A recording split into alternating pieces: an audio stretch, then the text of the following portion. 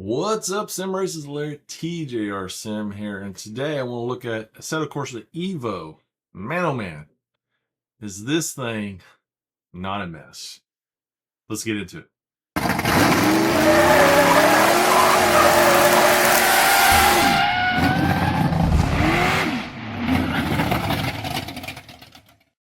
Alrighty, so thanks for watching. So let's cover some of the good and bad of Assetto Corsa Evo. Now, you can't be too picky. This is actually in early access, right? And here we got a map of what's going on here, and I'll just cover the bad fairly quickly here. It's not a lot of bad, actually. Mostly for a first release of a beta game. This is pretty baller, I think. So, despite some of the hate I've saw out there, but to me, overall, I think this game is kind of a mix of Assetto Corsa, with some mods kind of already included, is what it's going to be like with the free roaming and stuff in there. And then say something like the Crew Motorfest, where you can walk your character around a little bit. Most sim titles, you don't you don't think of a character actually where you can walk them around, but and maybe a little sprinkle of GT7 or Forza where you can modify your character and stuff a little bit as well. But here's an early access map. Check it out. Do a screenshot of it if you want to. But in the end, I think this game is going to be pretty dang fun to play by fall of 2025. So I mean, we're going to end up with 100 vehicles, 15 circuits, free roaming, single, and of course multiplayer, dynamic weather, which we already kind of have now. Game economy, so you'll be able to buy your cars and stuff. It looks like driver avatar customization, like I mentioned. Car dealerships, customizations of your cars, car tuning, VR triple screen, and photo mode. So pretty good. Now, what's come out so far? Early access here, the first release. Most of this actually isn't even working yet, even though it's first release. So it looks like they're a little bit behind here and working out some bugs to begin with, as you probably have seen on other channels. But we do have 5 circuits, which is basically eight layouts, and then 20 cars. You got single, you got quick mode or quick race and practice, which is working. There's no special events. There's no economy yet. There is VR support. There is triple screen support and showroom selection. I mean, that's just looking at your cars in the showroom, and then there's no car customization in there. So, but just continuing on here, what's going on? What you'll see here is that some of the things that should have been working is it's always on offline mode right now. But here's a particular car. I think the menu system is pretty basic. It's nothing too fancy, but I do like, honestly, the effect that I can come over here to a garage and see my car in a garage. And you do have some scene selections here. Showroom auto service, which basically means you have a selection of different places that you can place your car in different environments as you're opening screen. And of course, you can actually change the time of the day as well, as you see here, just scrolling this thing around, which is pretty cool. I like the track garage myself. This is pretty nice. Nice shading going on here. And again, you can change it. You can save this as your preset if you want to as well. So, I would imagine you can save a different car in here as your opening theme as well. That would be cool. Right now, it only seems like I can only use this particular car every time. So, hopefully you'll be able to put your favorite car in, because it is going to have an economy, right? Now, just continuing on here through the menu system here, I will just point out really quickly here, there is some problems with what's going on here that I've noticed some slight glitches. Again, can't be too picky, but this was a little bit frustrating in the beginning. But when you come over here to map your controls, because this is a driving game, right? When you come over, you'll notice here at the top here, this is where all your information is, as far as what's available inputs. I don't know why it has T500 RS gear shift. I don't have one. So I don't know why that comes up, but it should list. So for instance, if I had a Husenfeld pedals plugged in, a different wheel rim, like cube racing and stuff, those will all be listed out here separately, and you will have to map each one of them separately. Now I'm using SimMagic Alpha Ultimate. So far, my favorite sim racing base that I use, and I have everything mapped into the CAN bus. So as you can imagine, everything, is here. But what I wanted to point out is there is some problems when you first start off the game. The brakes, clutch, and handbrake, at least with this Magic one, are inverted for me. So it took me a second to find it, but here, properties, settings, and track IR. Properties is the one you want to go to. It's grayed out. So I didn't have any indication of what the hell. How do I get into the properties to change something? We literally have to click on it first, and then it'll light up as properties. It wasn't very apparent at first because I had settings selected, and escape. And so anyway, it didn't come up pretty apparent to me. So just like now, I can't click back to properties, but if I go over here and click on throttle, then you can, of course, obviously have some selection here. So all I'm saying here is you can invert your axis, and that's what you're probably going to need to do for your throttle, brake, clutch, and handbrake just to get started. So if you start off the game and your throttle is wide open, screaming at you, here's your settings. If you want to copy down my settings, this is what I'm running. I saw that a lot of people are running 1080. I don't know why. They run 1080, 900 is perfect. And what I'm using for force feedback gain, of course, this is first iterations. As they probably modify force feedback, things start changing. But there is some inherent dampening in the game itself, it seems like, on the cars. So I actually end up turning off all the dampers as well. True force doesn't apply to me, so I just turned it off. Steering filter, I don't really notice anything on here. And then vibrations, I don't think that even works. I put it at 100. I can't tell the difference between that and 50. I actually just leave it off all the time. Steering assist weight's 100. Steering filter, I just left it at 20. I don't really notice a difference. Speed sensitivity, I just turned it down to 50. But other than that, there's some nice little things that you'll notice here on the car, just to give you a little insight of what'll be coming later on. Like there is some selections to map, like your turn signals in here, different lighting effects here. So light 1, light 2. When I push my button on my car, you'll see those light up. So I like that indication, just kind of like ACC was, where you can push a button and find where it is on the map. I wish it would actually just scroll right down to it when you push a button and find it, but it doesn't. But what I notice is light 1, light 2. I can just map one button for both of those, and it'll cycle through them automatically. So it's not like you need an extra button for that. Same thing goes with wipers as well. So some of those options that you see to where you might not have an extra button for it. Just map them both to the same button for the cycle stages, and you're fine. So it's just a little tidbit information there. All right, continuing on. I'll discard because I didn't really want to do anything. Audio. Pretty self-explanatory here. Everything sounds actually really good. Out of the car, sounds are really nice. I have it here, of course, hooked up to my headset, but if you need to change your speakers, you just got to click on that, and you can change, to whatever you want. And then there it is. Be sure to hit apply for it to actually work. And then boom, you're done. And then, of course, game HUD. There's not much here going on. There's no HUD to adjust here, which kind of sucks. But because, I'd love to be able to change where my HUD stuff is coming on and turn things off that I don't really want. So it'd be more immersive. And then your controls, of course, we just covered. Video. Here is the video stats here as far as the display. This does out of the box, like I said, support VR and triple screens. I'm running triples here. So that's why you're only seeing just this one part of the menu, not kind of everything. But graphics here, this is what I got going on for the graphics. I ran Ultra on everything, and it runs fine, but I'm running a 4090. So of course everything runs pretty dang good with a 4090. So if you're using like a 3080 or something like that, 20 series card, you're going to be probably struggling with this, I would imagine.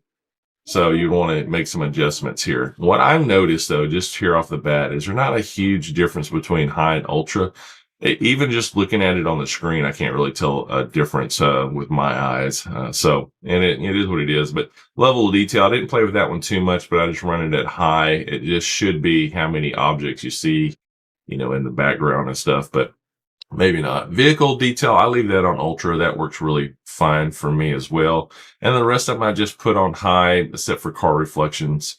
I do leave off the experimental sim shadows, and I put the shadows on high just because on some like panorama track, Bathurst, basically, there is a little bit of flicker, not flickering. Well, there is flickering going on, but a little bit of frame drops here and there with it. So, but on high, it runs pretty solid. It seems like it's running a high FPS. I don't have an FPS counter on here, but it feels like around at least 100 FPS with me on this. And motion blur I leave off. So.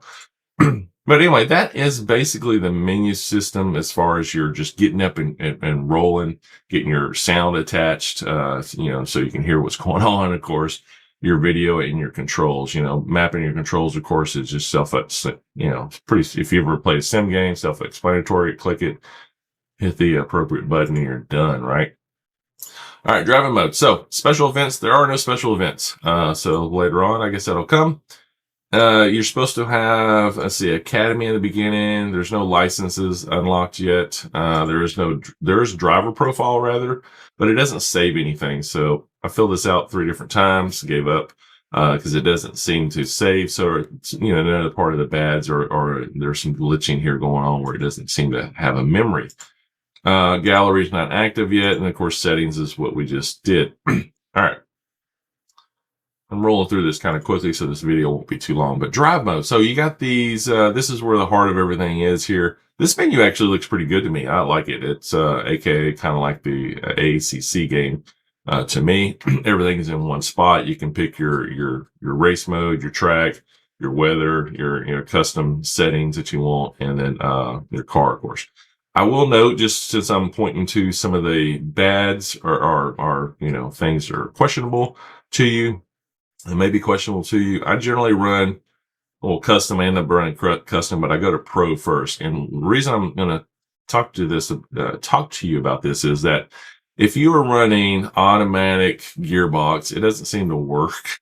So I did actually in the very beginning, but now I don't seem like I have any automatic gearbox, even if I select it or not.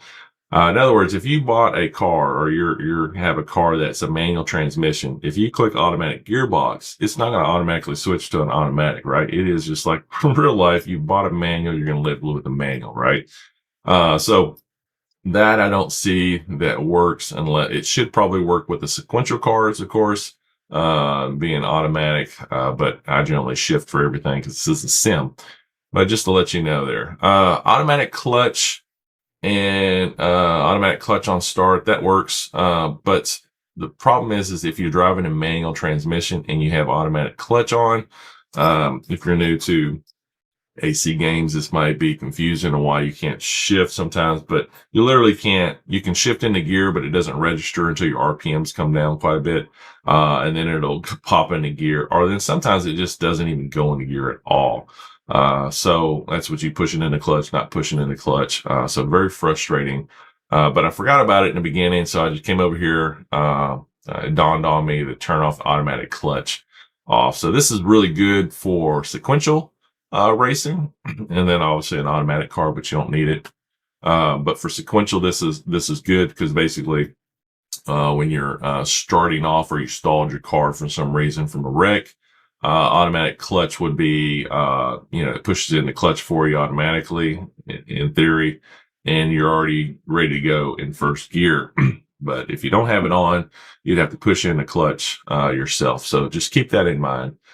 Standing start assist, that seems to work. I did have an instance where it didn't work on one of the cars, but not too big of a deal. Automatic throttle blip, that works as well, just fine. For sequentials, for standards, it doesn't have a automatic blip when you downshift. So keep that in mind. You will have to, do your own blipping with your throttle if you want to hear that rev, right? So that is, yeah, pretty much all the all the weird anomalies that you may run across. So now getting on to the bad part, I guess, or some more of the bad here is that the And I'll cover the good at the end because I like the end with a good note, and I'll do that with some driving. But I just wanted to cover the menus first. But this is very, I don't know, just busy, right? Looks clunky, not so sexy of a menu system here. We have all. If you click on all, then you can divide it up in, of course, the manufacturers and stuff. And there are a few more manufacturers it looks like it will be coming online right now. It's these what you have. They're not a full roster of cars on all of them. Like, for instance, Ford just has this Cosworth, which is not really that fun to drive to me at all. But I would love to see, being a fan of Mustangs, a GT500, GT350, Dark Horse, and then even the Dark Horse R that's out as well, the race car version of it. So that'd be cool to see. But honestly, out of the cars that I drove actually all of them except the Hyundai, and because it's a Hyundai. But no, actually, some Hyundais are fine. But I drove all of them, and the ones that stand out the most is the most fun is the Alfa Romeos to me. The Giulia, that car is awesome to play with. The Mazdas, the MX-5 Cup ones are awesome to play with. Porsches, really love the Porsches. The 911 GT3 Cup, that is an awesome one to play with. And the actually the Ferrari is pretty fun. The 488 is good, and the little 296, man, that thing is a screamer. So that one's actually a lot of fun as well. Not necessarily my favorites, but those are two nice mentioned cars that are fun to play with. The rest of them, I can kind of leave it or take it or leave it with it. Oh, well, actually, the Chevrolet, this one here, the ZL1, this is good. It's manual transmission only. So there is not an automatic variant that I found yet on here between select and all of them. So a neat little note here is that whichever car that you end up going with and you're playing, actually you take away your miles, and so it has a mile counter on it as well, which I just thought was kind of cool. If I go select a different variant of the car, it is literally a different car. There's 0 miles on it until you start driving it. So I don't know, I thought that was kind of neat. All right, so let's see, go back over here, back. See how the menu system's kind of clunky going back and forth and stuff? I would like to have like a quick access up here at the top just to go back to where I really want to go into. So quick race, you got your practice, quick race, and race weekend. Race weekend's not open yet, but this is where you can do all your setups and stuff. So everything as far as the game, as far as how the car looks and stuff, looks pretty beautiful. So but I want to cover that in the actual drive. So I'm going to talk over my actual drive, and you can see a lot of racing here going on, and then I'll give you my pros, actually, what's really good about this game. So I think all this stuff is superficial as far as what I found as negatives. I think it's definitely can be easily fixed here in the future, and I'm looking forward to really the end game of this, to where everything's really fleshed out with a little bit more robust menu system, and of course a little bit I don't know, some of the tweaks and stuff fixed that I'm running across right now. So also real quickly here, you got your weather, dynamic, static. Sometimes it stays stuck on static even though I hit dynamic and I go back, and it may still stay static here. So keep that in mind as well. But all these here are working. Broken clouds, you can see the selection here, what it kind of will give you, and an outcome. Precipitation like 50% for drizzle, rain 65, heavy rain 100 obviously, and then custom's not available just yet. So that'll be nice whenever you do that, because it would be nice to have a clear race maybe, or a scattered cloud race comes with a drizzle, then ends with a downpour, and then a drying line at the end. Something like that would be pretty cool. But all right, so let's get into the drive, and I give you my all the positive thoughts I think about this game, because it's mostly positive. So all right, hold on. All righty, so let's get on with the good here, man. Tire physics. This thing is awesome with the tires. So here I'm going to go through some road tires, the super something tires, and then the Hyper Sport tires. Super Sport, I think it is, and then Hyper Sport. You will notice a definite difference between these three types of tires. To me, honestly, when you're rolling out here, is the big difference is the road tires. Is just like the tires you would buy on you would have on your regular road car, of course, hence road tires, to where they get up to temperature really fast, and feel pretty sticky, at least for the first lap, or maybe half a lap until you start pushing them, and then they get greasy pretty quickly after that, and then they stay hot. Once they stay hot, they are hard to recover. So just like a road tire. So if you were to take your street car, your little Miata or something, to the track with the road tires on it, you'll quickly figure out that these tires suck for the track, and you'll probably bend your car eventually if you keep pushing them. And you're going to go ahead and spend an extra $1,000 on some decent tires to take your car to the track. And so that's pretty much what you feel with these road tires. So, but I go through a few laps here to show what's going on here. See the birds fly across the screen there. But they give you some indication, a couple laps on each one to give you some indications of what's going on. Of course, I'm just using the exact same car here so you can see the visual differences between them. But once you go up to the super tires, those are very predictable and more of your track type tire, and feel really good. You can get them to slide around and stuff just like you're seeing this car here, but it slides less. Obviously, you can push them a little bit harder, or a lot harder actually, to initiate any slides or overheating in the tires and stuff. But you don't have to teeter-totter between traction and loss of traction so much between with the super SC tires there. So, and then of course the hyper tires, on the very end here, those are the baller tires. Those are basically like slicks, and but they will slide around a little bit more than the slicks will, and they feel just not too grippy, I don't think, just grippy enough. So it's basically sticky, stickier, and stickiest. Look at this big old red light indicator. I hope that changes in size.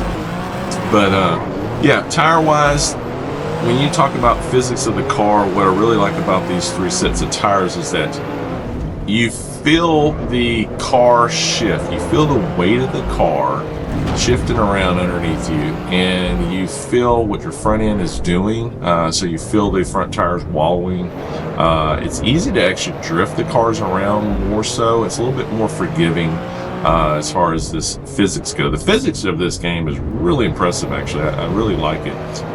It's way better than some of the other sims that come out, especially for early access. I mean, they really nailed the physics and the tire modeling of this. I hope the tire modeling don't change, actually, because I'm having a blast with the tire models here, playing with different cars and just inducing slides on purpose. And I'm not really a drifter in sim racing cars, but it feels more like more true to life, really, of what you feel when you come off of your regular sports car that you may have outside that you drive around or you rent it, and vlogging it around on the back roads. What you expect in a real car for it to actually stick, which is generally better than what you feel in most video games.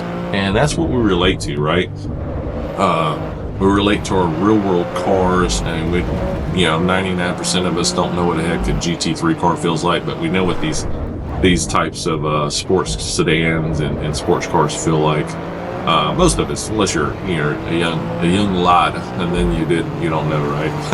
But yeah, it's very intuitive. It's easy to manipulate the car and feel the edge of traction. Now with the force feedback's actually pretty good. It's not AMS2 good. I think AMS2 relays force feedback a little bit better than this one, but this is still early access. I think it's pretty baller the way it is so far. But if you turn off your ABS, for instance, and flat spot your tires, you definitely feel that something's wrong with your tires, and you feel that flat spot for the remaining part of your race. So that is nice effects as well. Now, as far as the force feedback over the strips and stuff, some of them are marked to aggressive, some are, just depending on your force settings you have on your wheel that you turn up or down rather. But it's not like I can, you know, increase them too much to where they're just really chunking my steering wheel around, which is good.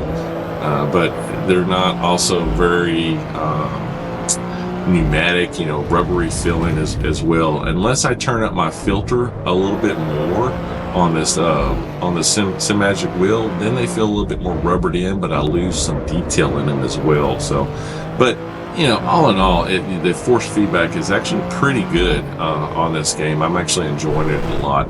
I have, you know, hardly no complaint. I have no complaints of the physics. The body rolls feel great, and the rest of the car dynamics and stuff feel really, really good. So no issues with that. Now, graphics wise, as you can see here, this particular game, it looks actually really good out of the box to me. I think it's a little bit less, I don't know, what we call cartoony-ish looking, or ACC. This is a little bit more of a natural filter. It looks nice.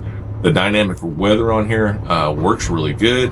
That's pretty cool to see rain roll in and stuff. Now, actually, the rain effect, which I don't have a video of it here, when you're looking at rain, you get that sloshing around windshield wipers, pushing the water off your windshield. Looks pretty dang cool. But you know, you can get some frame drops with that as well, obviously with the rain and stuff. So, and then as you see all these indications up, like, you know, your car indication and stuff going on here. Look at the AI is just getting nasty crazy here, but you can't remove this HUD, right? So there's no settings to remove the HUD. Obviously this is still early access, so I'm sure that's going to come.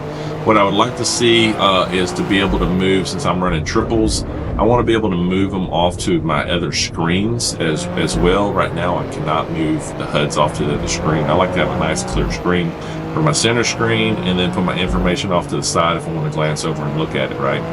Because most of the information is on your car, what you really need during a race, which is what gear you're in, RPM, and then yeah, that's basically all you need, right? And then position if you're in, like, you know, a car with a Motec dash, right? Also, I would note, which you can't really see here in this video, in this view so much, but you can actually change where it has a performance mode on the cars themselves. You can actually change from track mode to sport mode to tour mode, you know, depending on what car has what. So that's really neat on the dial. I have not noticed, like you do in real life, when you change your car to, say, sport mode from, say, normal mode, your transmission shifts and stuff get more crisp and shift more aggressively. For instance, like on my Mustang Dark Horse, when I put it in sport mode, it's definitely more aggressive. If I put it in track mode, it's holding the gear, you know, a little bit longer, and of course the exhaust note and stuff sounds different as well. So I don't really notice that in here. It just looks like it's the visual cue at this point, to where you're just changing how the car looks when it's redlining and stuff, the dash itself. It's just an appearance package, but I thought it was pretty dang cool. And then of course you got blinkers and stuff as well, ring lights and so on, depending on the cars that you're using. And then, like on the Motec dashes and stuff, for the GP cars, GT3 cars, I mean, there you have dashes where you can switch them, you know, between the different settings, like, you know, your race position and tire pressures and so on. So that's all there, which is really good. Graphics wise, like I said, pretty cool. You just notice the birds fly across. Same set of birds fly across every single time. I wish games would learn just to take that out, because it's just so repetitive in a race to see that. I'm like, here comes to release the birds. You know, it's always those same birds that come across. You know, just make it a little bit more smart. You know, make it smarter to where they're in different parts of the track when they come. Maybe show some drones in here as well later on, you know, showing some drone coverage, where you see the drones, kind of like in the Forza games where you see drones on it. That's pretty cool to see for nowadays, how, you know, races are covered. I will note, though, visual speed here is actually really good as well. You do feel like you're going pretty fast in the game, which is very important for a sim. to be able to distinguish how fast you're going. So yeah, really good stuff. What's for dinner? All right, so one last bit of information I want to cover here as we watch this Porsche GT3 car, which is actually a blast to play with out here on the track. The cover is the AI. The AI. Woo, the AI. The AI needs a lot of work. So they will hold their line. They don't really sideways ram you from the side and stuff, but they are on their own track, so to speak.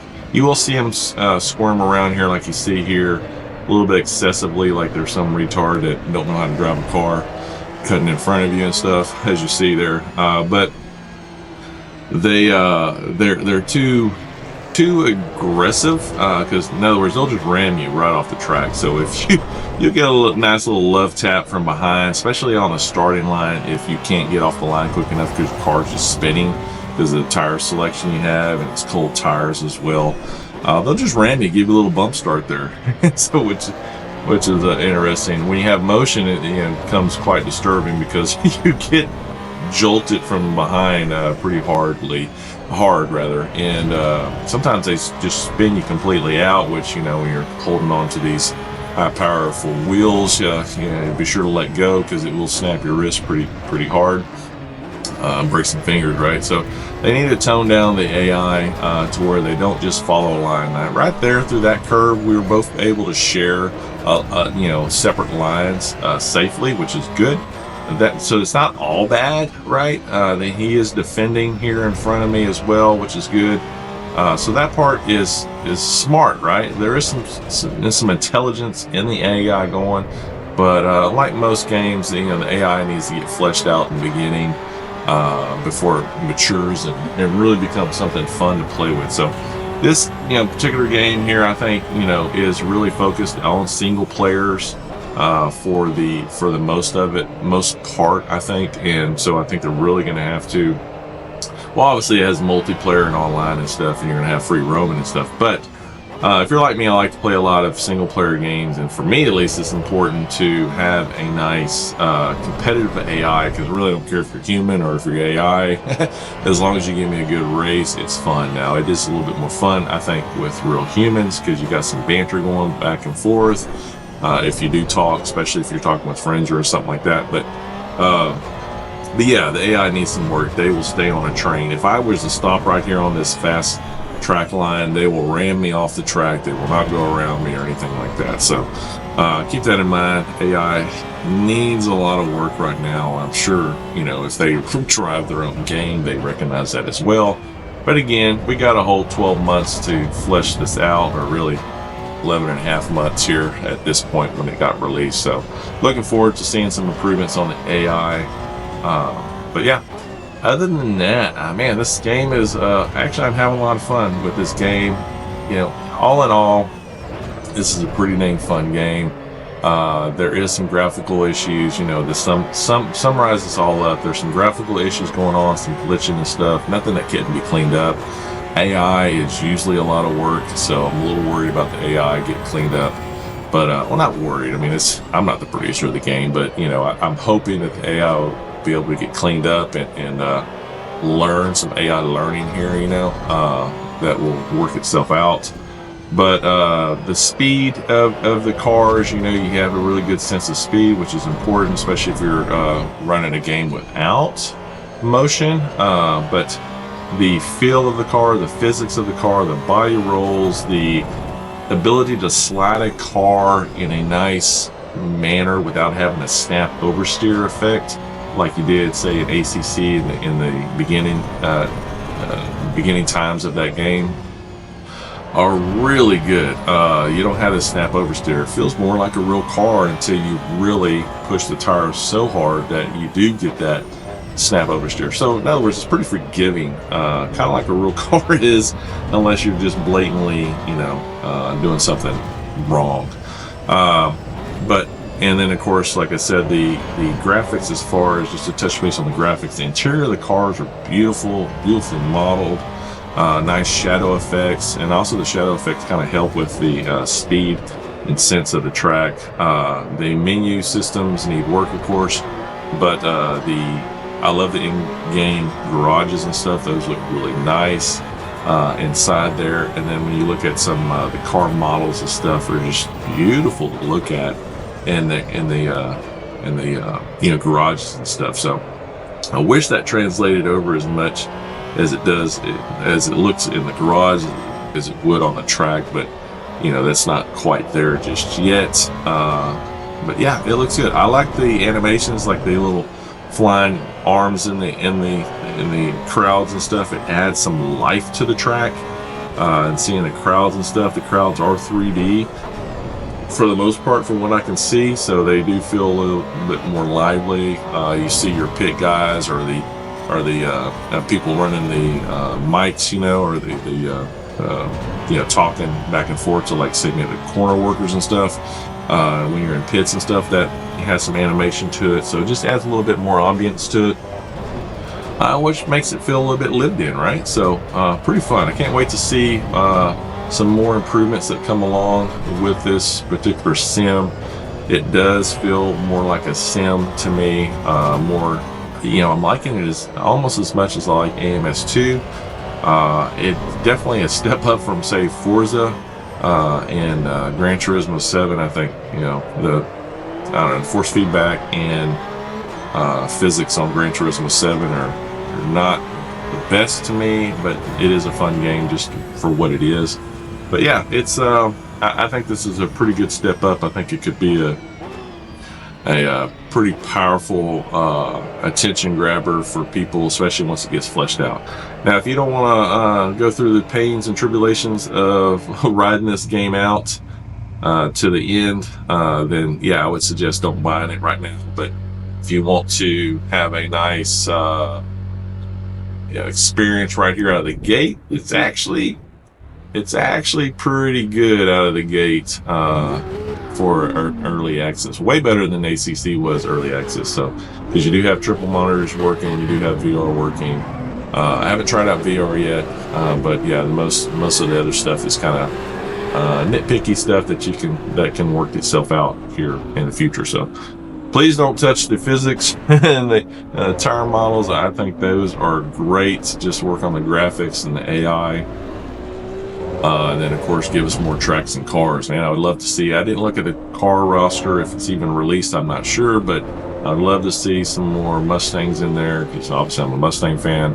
Dark Horse R, the regular Dark Horse, GT350 is iconic, GT500s. I'm talking about the 2020 models, 21 models. And so, yeah.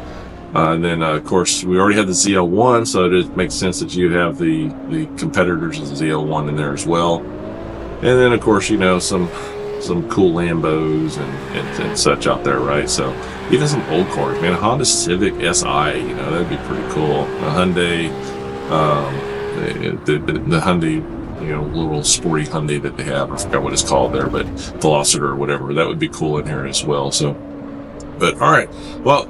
Not to carry on too long, let's finish this video out and say goodbye. So thanks for watching, and leave some comments what you think about this game so far, and or if you're even thinking about purchasing this now or not. And yeah, we'll see you on the track. I'm out.